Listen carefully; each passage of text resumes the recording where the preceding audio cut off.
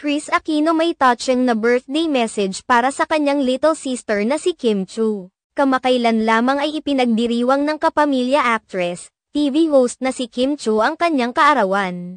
Marami sa mga kaibigan ng nasabing actress ang bumati sa kanya, via social media at personal. Sa isla ng Siargao nagdaos ng kaarawan si Kim Chiu dahil dumalo siya sa second wedding ng kanyang matalik na kaibigan na si Angelica Panganiban. Hindi naman lingid sa kaalaman ng maraming tagahanga ni Kim Chiu na pareho ng kaarawan ang aktres at bunsong anak ni Kris Aquino na si Bimby Aquino. Kaya naman hindi rin kinalimutan ng Queen of All Media na batiin si Kim Chiu sa kaarawan nito. Sa isang open letter ni Kris Aquino para sa kaarawan ng kanyang anak na si Bimby Aquino ay naisingit niya ang pagbati para sa kanyang minahal na kaibigan na si Kim Chiu na may kaparehas ng petsa ng kapanganakan kay Bimby Aquino. Talagang malapit sa isa't isa sina Kim Chiu at Kris Aquino dahil talagang dinalaw pa ni Kim Chiu ang Queen of All Media na kasalukuyang nagpapagamot sa Amerika sa iba't ibang mga karamdaman. Sa ngayon ay patuloy pa ring lumalaban si Kris Aquino sa kanyang mga karamdaman at patuloy na nanghihingi ng panalangin mula sa mga taong nagmamahal sa kanya dahil alam umano nito pakikinggan ng Diyos